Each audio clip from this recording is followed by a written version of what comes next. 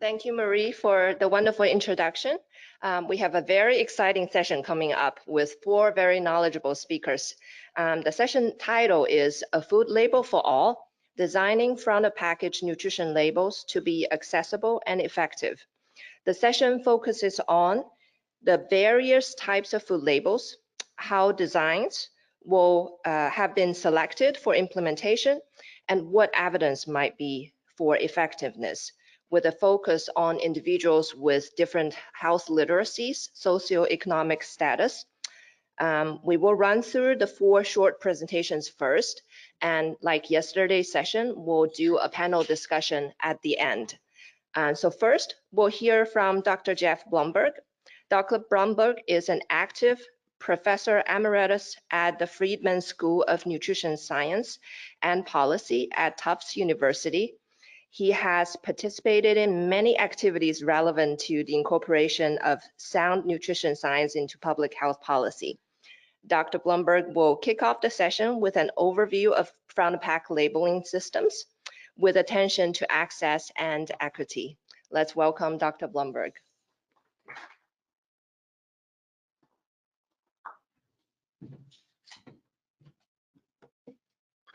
Good morning, and thank you.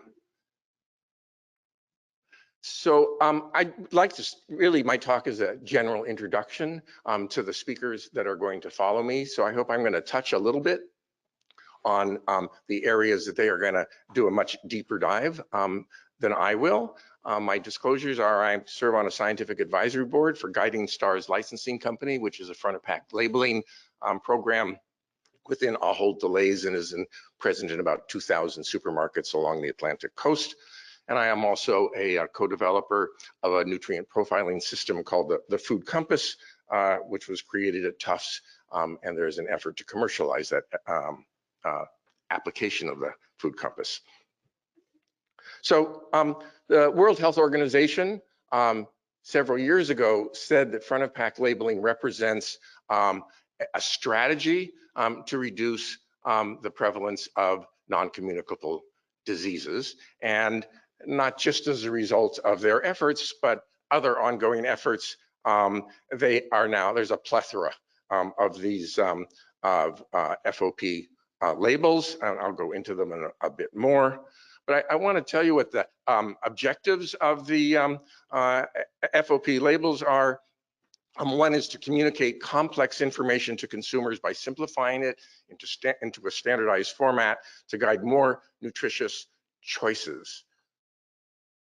But are they doing that? What's the evidence that, in fact, these messages are being understood by all, and that, in fact, more nutritious food choices are being made? I will not go into the issue about whether the underlying algorithms have been validated and appropriate. It's a different topic. Another objective that you're going to hear about from Ram is whether they are effective in stimulating the food industry to reformulate product portfolios, and to create new products that are more consistent with national dietary guidelines, which is part of that underlying algorithm, is to get people and products more in line with those guidelines. It's also to encourage consumers to change their purchasing choices by including a health assessment of food products, and to help consumers make more informed choices in terms of overall dietary patterns that promote health. But does this really is this effective, and does it affect all consumers? Are in fact some consumers left out because of issues of poor health literacy or poor numeracy skills? And that's something that that Sarah is going to touch on today as well. And we'll hear from Beth in Canada about how you should go about thinking about these objectives when you develop a new FOP label. One thing I'm not going to talk about, because there's really almost no evidence at all, is that the front of the package has lots of other labels and logos that have nothing to do with nutrition profiling. Is the food labeled as organic or fair trade or safe for the rainforest or free of gluten? These compete with the other front of pack label things, and we really don't know if consumers can understand 2 or 3 or 4 front of pack labels at the same time.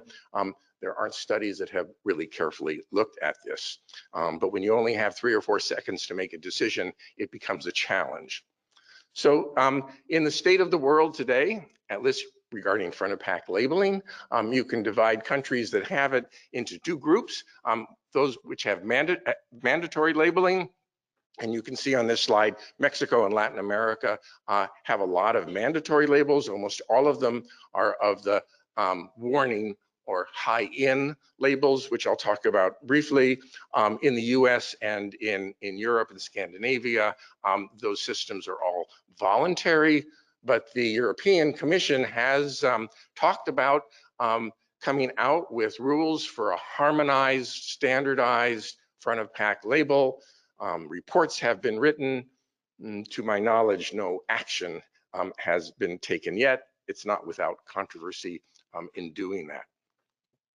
So a brief typology of front of pack label systems. I suspect many of you are more than a little familiar with this, but we go from the reductive to the evaluative. The reductive systems are non-directive, doesn't tell you what food you should choose. They're highly numerical and they don't interpret anything. They just tell you, they just take parts of the back of the label, nutrition facts, for example, and put it on the front of the package. A hybrid is represented by systems like the NutriStars and the multiple traffic light, Nutri-Score. So they have grades or stars or colors that direct you in more healthful directions and warn you in less healthful directions. And then there's the completely directive endorsement or evaluative system. These are binary. So if the food is a healthful choice, you get a Nordic keyhole, or you get a healthy choice, or you get a warning that you shouldn't choose that food. It's just binary.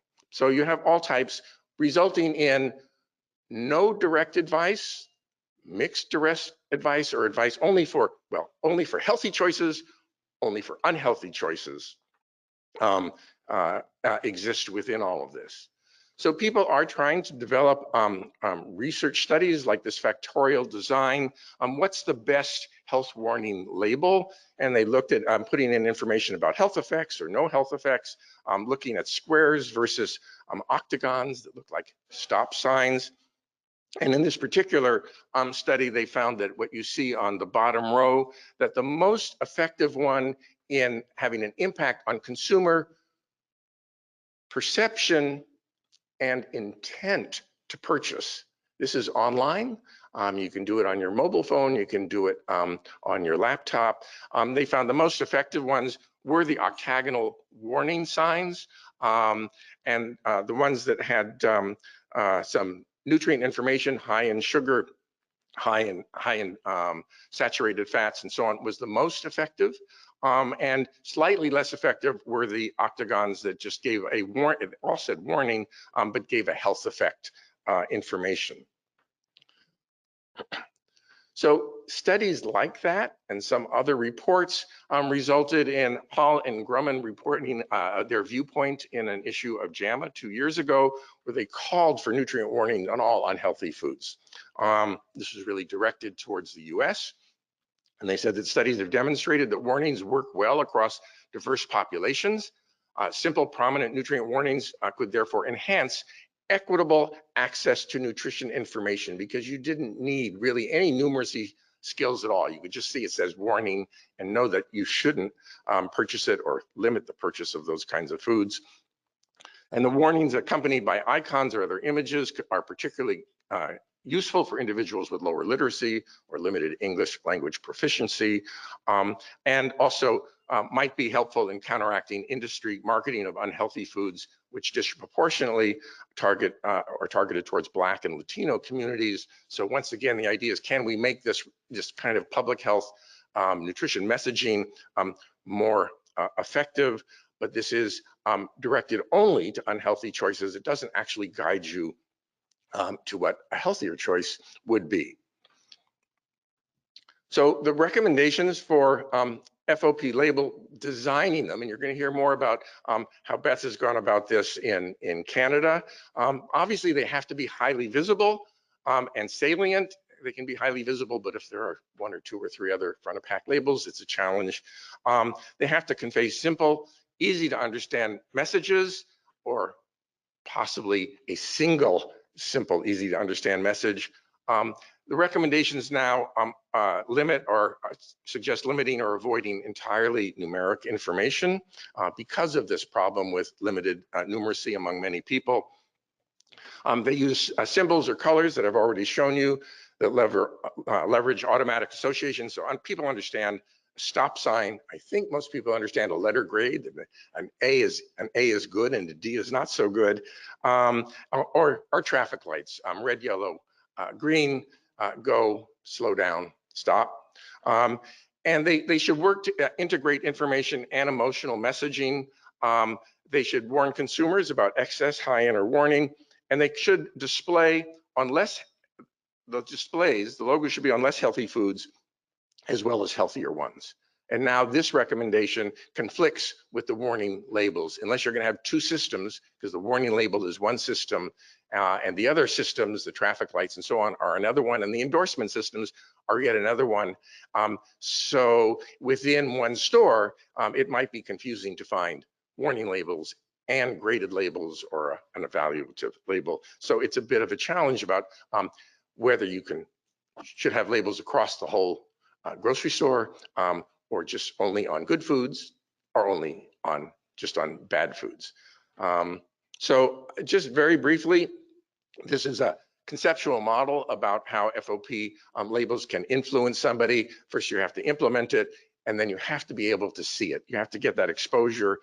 But the point is to try to get a cognitive as well as an emotional response. A black thing that says warning, caution, is a fear response. And in terms of information and knowledge, the ones that have the sometimes appear to have the best impact are ones that have a expectancy disconfirmation. That is, foods that you encounter that you thought were healthy when you shopped earlier, and now that they've implemented a front of label score says warning. I thought this was a healthy food. What's going on? And then you learn. Or you are informed by it, or vice versa. A food you thought was unhealthy now somehow gets a B or a star, or a green light or yellow light. But these 2 cognitive and emotional responses have an impact and have to go through this attitude towards the product. And that attitudes are based on marketing, costs, taste, social norms, socioeconomic status, education. That has a huge impact about whether you're going to believe it, you're going to pay attention to it, or you want to pay attention to it. And the other thing I would note, as you'll see on the left hand of the slide, it says product reformulation. For that objective, if you can reformulate your product, you can go around all of the attitudes and the emotional responses. You're just doing a bait and switch kind of an approach of making the product healthier. And one reason you do that as a food company is because you want to get a gold star or a green light. But I want to just define for you, because we're going to hear much more about it later from Sarah, about health literacy and numeracy. Health literacy describes an individual's capacity to obtain, process, and understand health information and services for appropriate health decision making. It's much broader than just front of pack labels, but it's an important part of how people make their choices when it comes to health related issues like buying food. Numeracy describes facility with basic probability and numerical concepts. That's pretty straightforward. So low health literacy and numeracy skills have been linked to poor understanding of food labels. I'll show you just an example or 2, but also to inaccurate portion size estimation, unhealthy dietary behaviors. It's really a dire situation and creates a barrier for people getting new information, understanding it, and having some behavior change towards a healthier lifestyle.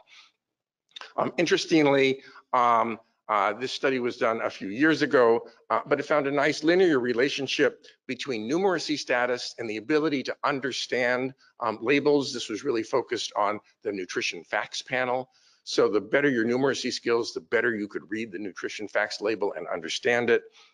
When we looked at literacy status, it seems to be pretty much a flat line until you reach 9th grade status, and then you can start to better understand that label information. Again, the idea of going from the back to the front of the package with simple labels is to overcome the challenge of understanding the nutrition facts panel. But many of these actually say, when you see what's on the front of the panel, go back and read the nutrition facts panel, which I think if you weren't going to do that in the first place, you're not going to do it now. This is a recent study. It came out of, I think it was the Brigham and Women's Hospital or Mass General, I've forgotten, the Choose Well 365 workplace trial, where they used the traffic light patterns on all of the foods in the cafeteria, in the hospital cafeteria, and they monitored staff who participated in the program or not. And they looked at the effectiveness of the program by health literacy and numeracy, and they found that this intervention, putting traffic lights on all of the items in the cafeteria, increased healthy purchases versus controls in both low and high literacy and numeracy groups. But the healthy eating index scores improved substantially and significantly in those with low health literacy. And the investigators suggested that maybe what was happening with these people with the low health literacy were learning in the cafeteria from the red lights how to translate that information into their home life and their personal shopping for other meals. That was a speculation, but it's a friendly and nice one. Ooh, 2 minutes. So there are other approaches. This study from Canada compared controls to high-end warning labels and health star ratings and traffic labeling, and it was just clear that those with low health literacy tend to rate products as healthier. And interestingly, in those with adequate health literacy, it seemed to have a halo effect, that if you had more stars or A's on the product, you actually tended to rate it higher than the control. Just a halo effect that, oh, it's got stars, it must be really good. This is just restating the fact showing that when you compare high school graduates to those with a college degree, those with low incomes to high incomes, the difference could be almost double between those who read and partly understand the label versus those that don't. It's a real barrier. What's in terms of the nutrition facts panel, it's called an unintended effect of unequal access to nutrition information to groups with less social privilege who face poorer quality diets and higher rates of non-communicable diseases. This study that was done in Mexico showed that, and this is just comparing 3 of the guideline daily amounts, the traffic light and the warning labels, and they were the GDA did nothing. Nobody understood it. But most importantly is none of the FOP labels, none of them were able to produce an equitable impact among consumers with low income, education, and nutrition knowledge.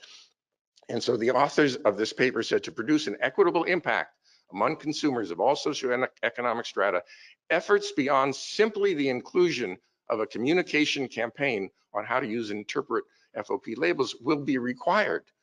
Great. What? They didn't mention what their recommendation was to go beyond a simple communications campaign, but that represents a real challenge.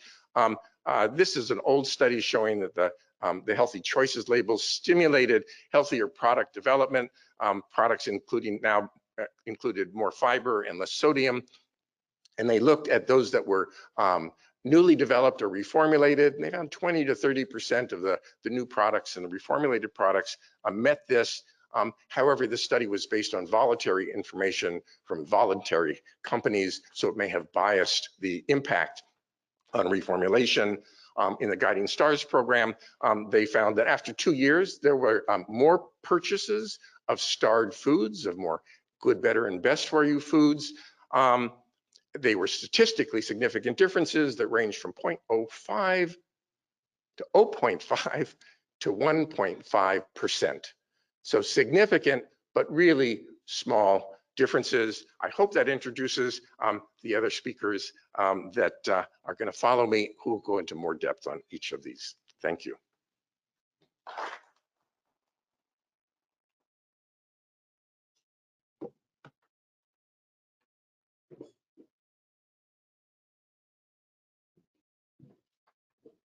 Thanks, Dr. Blumberg, for the wonderful overview.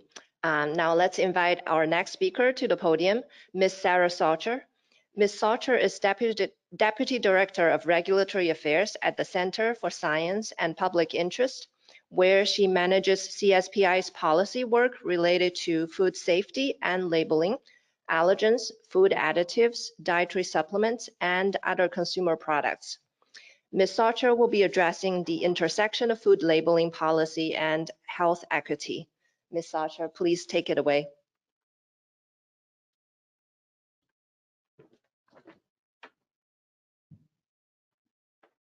All right, thank you for that introduction, and that was a great talk. I feel like Jeffrey could give my talk too, and you'd be better off. But I'm here today to talk about advancing, or the question of, can food labeling advance health equity?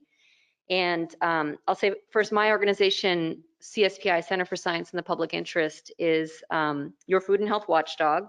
And we've been a major proponent of transparency in the food system over the years, advocating for the basic consumer protections that shape our food system in the US, including nutrition facts, including calories on restaurant menus. So to some extent, the underutilization of nutrition facts is our fault. Or at least we take part of the blame. And this talk I'm going to give today, and also say that we don't have, I don't have conflicts to disclose. We are an independent group. We don't take government grants or funding from industry, and that allows us to be an independent watchdog for consumers in the food system. And I'll say this is based on a paper I wrote with my colleague Eva Greenthal, who couldn't be here today. She's actually getting married next week. I'm left alone. So before I talk about food labeling in the context of health equity, I thought it was important to step back and just think about what do we mean by health equity, because people use it in very different ways. And the working definition that we have at CSPI that we're operating under is this one. I'm just going to read the first part here. Health equity means everyone has a fair and just opportunity to be as healthy as possible. This requires removing upstream obstacles to health, such as poverty, discrimination, and their consequences, including powerlessness and a lack of access to good jobs with fair pay, quality education, housing, safe environments, and healthcare. Health equity is the absence of unjust and avoidable health inequities among groups of people. And so this is a narrower definition than many people use in the public health field, because it speaks to the idea that there's no differences in health between groups. Not only that there's no differences in health between groups, but that there are no obstacles to achieving health that are unjust. So specifically thinking about addressing injustice. And in particular, many of the obstacles that are driving health disparities are situated far upstream of the health outcomes. So poverty and discrimination, which then translates into lack of access to education, housing, safety, healthcare. And when we talk about food labeling, and in this context, we're already starting very far downstream from those unjust drivers. Labeling impacts health by influencing nutrition, which in turn impacts disease risk. And it influences nutrition at the population level, and the mechanism for doing this is twofold, and Jeff touched on this. We're changing company behavior through reformulation, and we're changing consumer behavior. Neither of these mechanisms directly approaches those upstream obstacles of poverty and discrimination. And so we're starting out at a bit of a disadvantage trying to even identify a possible connection between labeling and equity.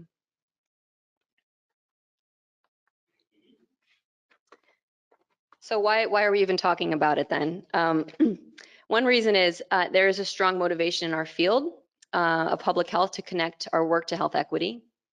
We see it from policymakers, from advocates, from researchers, and we want to think that impulse through, because we know that not every policy we might use to improve health narrows the gap in health outcomes or addresses injustice. And some policies can improve nutrition evenly. Some policies can provide bigger benefits to people who are already doing better on nutrition. And we also know that there could be disparities in health, even diet-related disease that are not rooted in diet. For example, hypertension is higher among African Americans, but actually that group, the group that has the highest sodium consumption, a driver of hypertension, is non-Hispanic whites. And so it's likely that other factors such as stress rooted in employment, housing, and education discrimination might play a bigger role in driving those disparities in hypertension. The risk of failing to think these things through is really twofold. First, you could end up with a public health policy that unintentionally widens health disparities.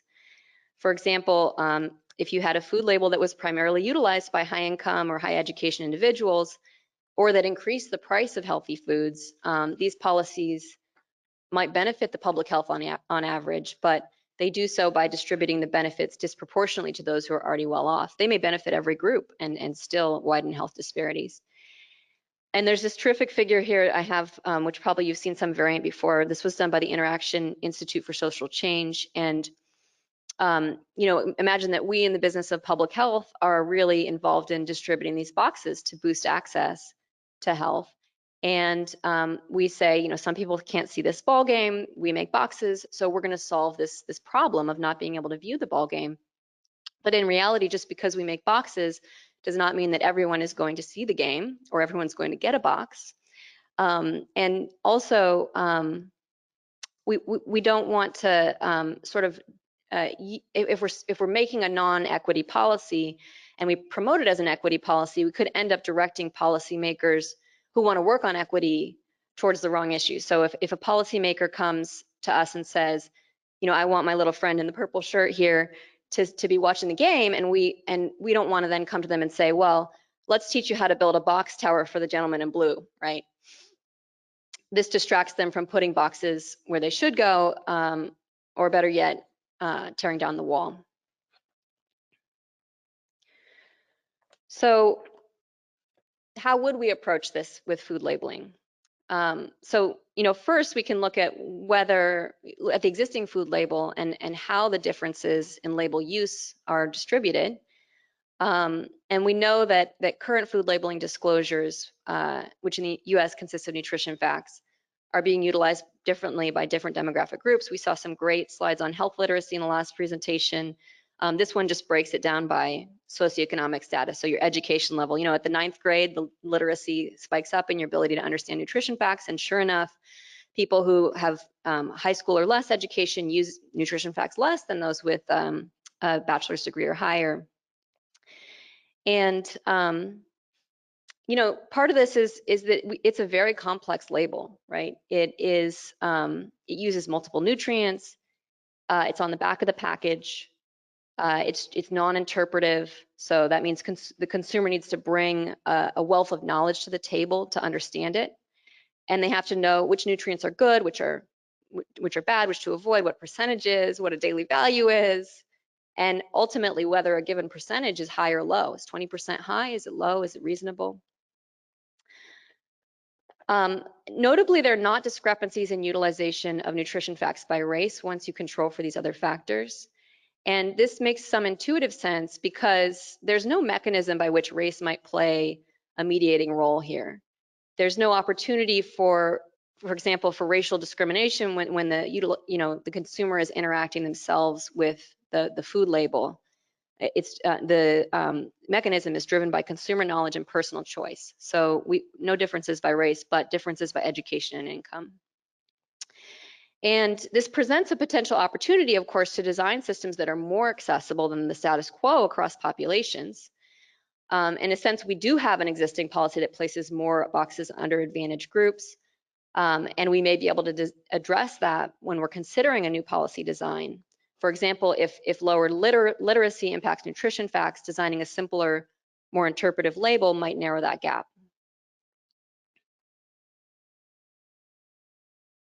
We also have opportunities to make the gap wider. So, for example, FDA has proposed a healthy logo, which would be a government-endorsed logo, and it would apply to packaged foods meeting the regulatory definition of healthy. It would be voluntary, so companies could choose whether or not to use it. There have been similar logos adopted by other countries. This keyhole logo, which is used, I believe, in Sweden, found that labels were, when this logo rolled out and they studied where it was being used, it was associated with a price premium. And it was also low uptake in the marketplace. So the WHO has commented on this, saying that endorsement of logos alone may encourage consumers to overestimate the healthfulness of products, and it may engender a price premium, and that could have implications for low SES groups. So putting the healthier foods further out of reach for people with low income. And that would, of course, counteract benefits of the labeling system for those groups. And, overall, the fact that it has low market penetration in addition kind of undermines its value as a public health intervention, as a population health intervention. We also know that there are front package labeling systems that are certainly more effective for public health. Nutrient warnings in particular and the traffic light labels both show positive effects on nutritional quality of food purchases. This is based on 2 recent systematic reviews of experimental literature, so randomized controlled trials. And they can also reduce consumption of those unhealthy nutrients that we overconsume, like added sugars, sodium, calories. And we have some terrific evidence from the real world. In particular, Chile was one of the first countries to roll out with these warnings. And a study of purchasing data from over 2,000 Chilean households in the kind of months before and after those warnings rolled out found a statistically significant decline in per capita calories, calories from sugar, calories from saturated fat, and milligrams of sodium. And this is sort of compared to a hypothetical looking at trends pre and post policy. So if you look at the absolute numbers, they're even higher. Sugary drink sales dropped by almost 25% in the months after this policy went into effect, which is sort of an unheard of public health intervention. So then the question is sort of, how does this play out in the context of these disparities? Yeah, Jeff's slide was not encouraging, right? We know that none of the front of package warning systems can increase equity between groups, can narrow those disparities. And we saw that in the real world as well. So, some of the modeling we've seen would predict that, certainly by race, warnings have equal impact across groups. And so you would think that, if you sort of model that out, groups with higher baseline consumption would actually benefit more in terms of obesity reduction from a policy. And there have been models suggesting that. In Chile, when the warnings went into effect, they did produce a similar absolute reduction in sugary drink consumption. So it's almost like everyone's getting the same box, right? Their consumption went down 27 milliliters per capita per day on average, and that was across groups. But because higher educated and higher income households had lower baseline consumption, they saw relatively greater declines than less educated and lower income households. So benefits all, but widen the gap.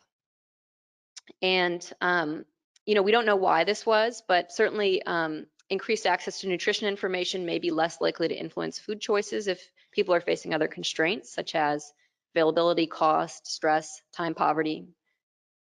And we concluded that in order to address health disparities and advance health equity, policies have to address these underlying structural barriers that impede people's ability to act on enhanced nutrition understanding.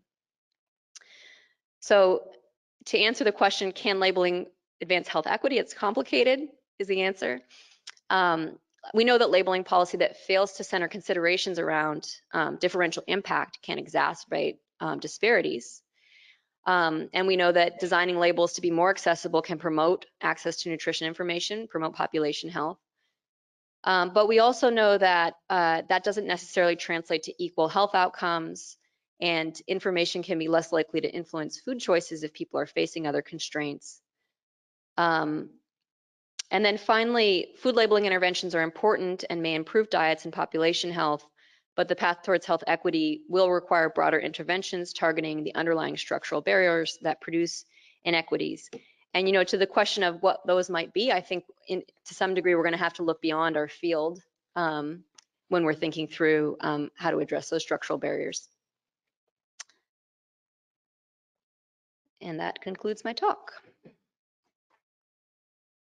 Our final speaker is Dr. Ram Janakiraman. Dr. Jonah Kierman is Professor of Marketing and a Distinguished Moore Fellow at the Darla Moore School of Business at the University of South Carolina. He will tell us about some of his work on the impact of front of pack on food formulation. Dr. Jonah Kierman.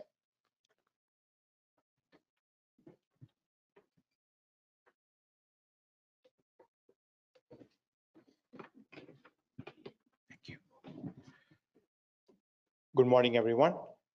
Thank you, Zing, for the introduction, and thanks to IFENS for this opportunity to share my work. Today, I'm going to be talking about the effects of, really from a competitive perspective, from the supply chain perspective, on the effects of front of package nutrition labeling adoption.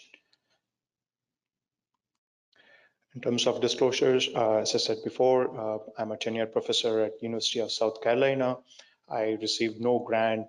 I wish I did, but I had no grants to report for this particular project. So for those who are interested in learning more about this particular topic, this talk itself, it's based on a peer-reviewed journal article that came probably a couple of years ago. And for those who are interested, this is the link at which you can access this full article. So as the title suggests, I'm going to be talking about the effects of nutrition label adoption, but from a firm's perspective, from the food manufacturer's perspective, right? So that's the goal of this particular topic. So I don't have to have the slide, but you guys know this by now, that what is an FOP nutrition label? All it does is it brings the information that's already out there in the form of nutrition facts panel, except that it brings to the front of the package in an easy to read callout format, right? So that process makes it easier for consumers to process that information.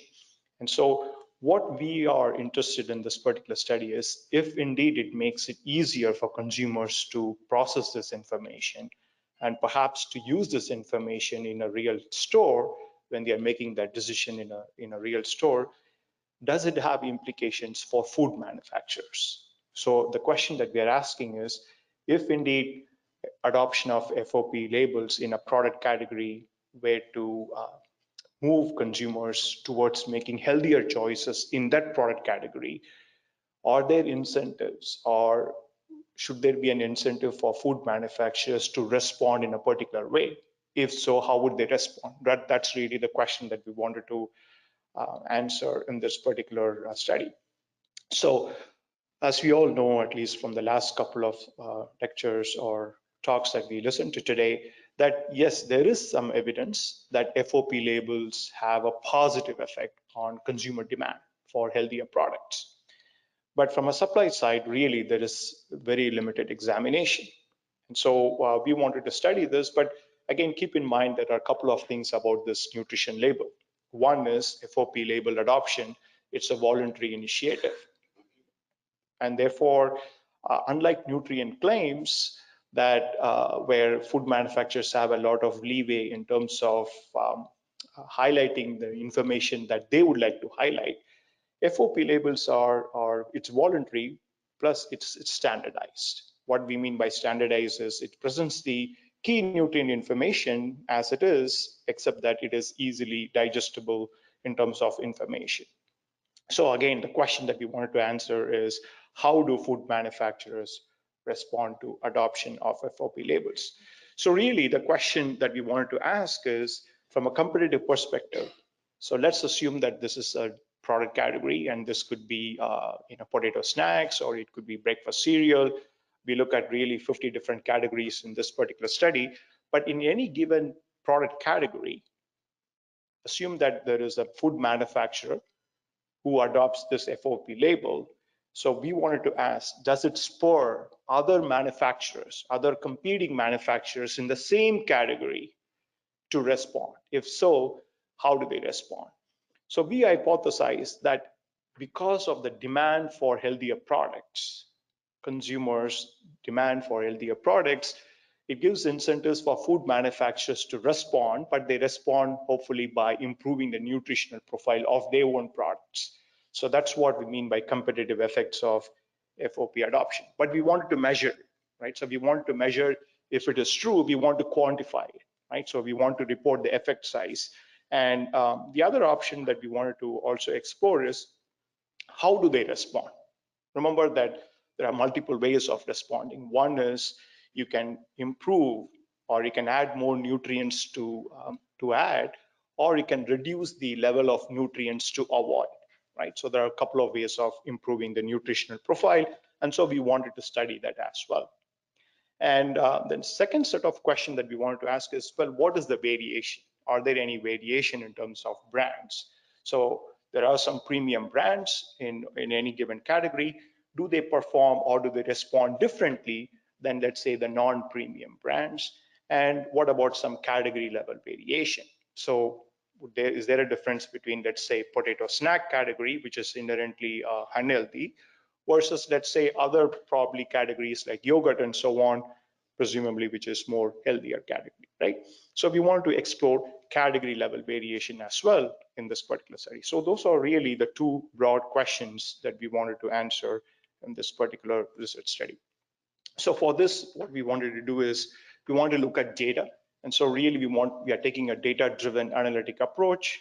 Again, remember, this is from a firm side perspective, so we won't be able to do any surveys. So we are really looking at actual data. And so the data is really comprised of 4 different sources. The main data came from the Global New Products Database by Mintel, GNPD. What it does is it tracks the information on all the new products that were introduced in the US and other countries as well. For this, of course, we focused on the products that were introduced in the US. So this was done over a 16-year period where we tracked really all the new products that were introduced in this 16-year period.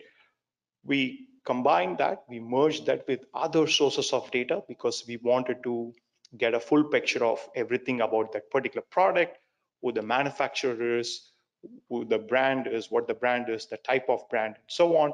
So we merged this data set with multiple other data sets that we got access to.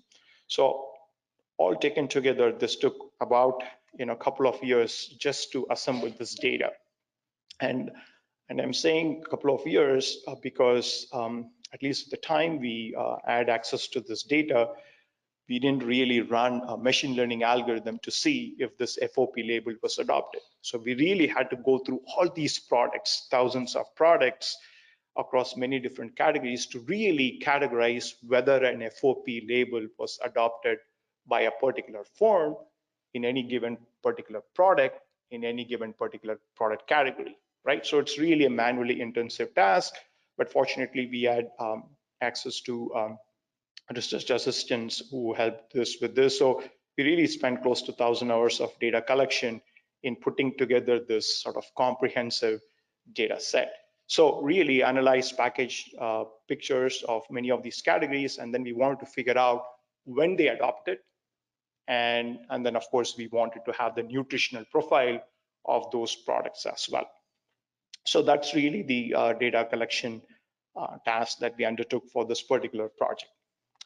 Okay, so let's talk about what exactly are we measuring. Again, remember, we are looking at firm's response. So we need to have relatively an objective measure, correct? And so the dependent variable, or the variable that we are really analyzing, is the nutritional profiling model. So it's an NP score that is being used in other studies. It was initially developed by UK Food Standard Agency and subsequently vetted by other research groups in the US and in UK.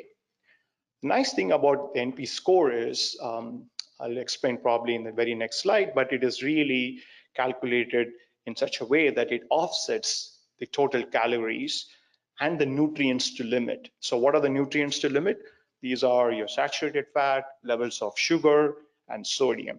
And this is being offset by the nutrients to encourage, right? So this includes your fruit content, vegetable, nut, fiber, and protein, and so on. So the NP score takes both of them into account. And so that's the focus of our particular study. So we wanted to see if food manufacturers really respond by improving the nutritional NP score of their products. So again, very quickly, NP score, the other advantage is it's standardized. So you don't have to worry about serving sizes and so on. It's easy for us from a modeling perspective to analyze what's going on with these products. And so these products are, or every nutrient is, is assigned a points of 0 to 10 points for every negative element, and 0 to 5 for every positive elements. And so overall, the score is going to range anywhere from -15, which is probably the most helpful, to 40, which is the least helpful. Of course, the signs are a bit bizarre, but that's how it's been coded, which is -15 means it's most helpful, and 40 means the least helpful. All right. So with that, what we want to do is we had this, again, this huge comprehensive data set, and we wanted to develop a model. And the next slide, you have to bear with me, there's an equation there, but I'm going to explain what we did, right? So again, we are working with firm response. So I wouldn't be able to run randomized controlled experiment. With consumers, I could potentially run randomized controlled trials to see how consumers respond to FOP label. But since I'm working with firm response, I wouldn't be able to run randomized controlled trial. And so what's the best option? For me, I have to rely on econometric models to really control for as many factors as I could, right? There could be a lot of things going on in the marketplace for a 16-year period. I need to control for all those zillion things. And that's what we do in this particular model, which is, again, complicated by the fact that FOP adoption is a voluntary initiative. So some firms of some brands would voluntarily adopt, and one could make the argument, hey, you know what, those are good brands to begin with. Maybe they are healthy brands, and therefore they want to highlight how good they are. Whereas the other brands that do not adopt this are inherently unhealthy. And if you tell me that post-adoption, these brands are healthier, well, they are good, or they are healthy to begin with, right? So I wouldn't be able to get around that correlational effect. So what we do is we take a quasi-experimental study design, unlike a randomized control experiment that typically consumers or researchers do in labs. We adopt a quasi-experimental study design, accounting for the possibility of this voluntary adoption effect. So what we do is, again, leveraging our access to 16-year data, we exploit this temporal variation. So some firms adopt early, some firms adopt later. We adopt this or exploit this temporal variation and take this quasi-experimental approach, and we compare both pre and post-adoption. And across two different groups, there are some categories that had FOP adoption, and there are other categories that did not have any FOP adoption at all, right? So we have those two different data points across two different time periods, pre and post FOP adoption, and we put them all together in this particular model. Now, again, I'm not going to explain this particular model today, but if you folks are interested, you can look up that particular article that I mentioned. But really what we are trying to figure out is post-adoption. Let's assume that a brand A adopts FOP for the first time in a particular category. Does it spur other competing brands in the same category to respond by improving the nutritional profile of their products, right? So that's what they did. And what we tried to find is, well, again, accounting for zillion other factors, controlling for other factors that could go on. Okay, so in terms of key results, these are the results that I would like to report. The good thing is, okay, leave the consumer response story out in a minute. This is just in terms of firm response. What we find is adoption of FOP label in a particular product category spurs competing manufacturers and brands to improve the nutritional profile of their own products. It's just a competitive market force that kicks in. And in terms of variation, we find that this effect is more pronounced for some brands, like the premium brands and it is also more pronounced for inherently unhealthy product categories. That makes sense because they have more room to grow and innovate and to produce more, or I should say, healthy products. Okay, in terms of quantification, again, FOP adoption in a particular product category leads to a reduction in calories by about 12.5%, reduces saturated fat, reduces sugar, and reduces the levels of sodium as well. So all these numbers are positive in terms of how firms respond, in terms of improving the nutritional profile of these products. I think I mentioned this before, but very quickly, this effect is more pronounced for premium brands. So brands that are inherently, have a better pricing structure, they are able to improve more on this, on the product profiles, right? And as I said earlier, this effect again is larger for unhealthy product categories. So think of your potato snacks and other types of inherently unhealthy categories. Once one manufacturer adopts FOP label, other competing manufacturers improve the quality even more. Okay, this is probably a very important slide. We talked about how consumers respond and the incentives for the food manufacturers. Remember what FOP label actually is. So the FOP label really, although it's voluntary, it's required that they display these 4 different icons. The first one is for calories, saturated fat, sodium, and sugar. So these are the 4 nutrients to limit, right? And this is presented as the default format. What we find in this particular study is, remember I earlier mentioned that food manufacturers can respond in 2 different ways. They could reduce the nutrients to limit, or they could improve on the nutrients to add. While what we find is there is no effect on the other nutrients to improve or nutrients to add, such as there's no significant increase in fiber, protein, and unsaturated fat levels. What we find is food manufacturers respond by reducing the nutrients to limit, because that's what it's displayed on the FOP label, because that speaks directly to what consumers are processing. Again, we are not looking at consumer response directly, but what we find is firms have an incentive because consumers are demanding for healthier products. So again, we talked about the salience of this nutritional information that goes behind the FOP adoption effect. Implications, in the interest of time, I probably won't elaborate much on this, but there are obvious implications for policymakers, which is there should be enough incentives for food manufacturers and for retailers to adopt different types of standardized, make it more transparent. Some of these labels can be made more transparent. And from a consumer perspective, they should also invest in educational campaigns so that consumers can process this information, if anything, faster and more efficient. All right, that's all I have in terms of what I wanted to cover. If you have any questions, can feel free to email me at this address. I'm happy to take any questions after the discussion. Thank you.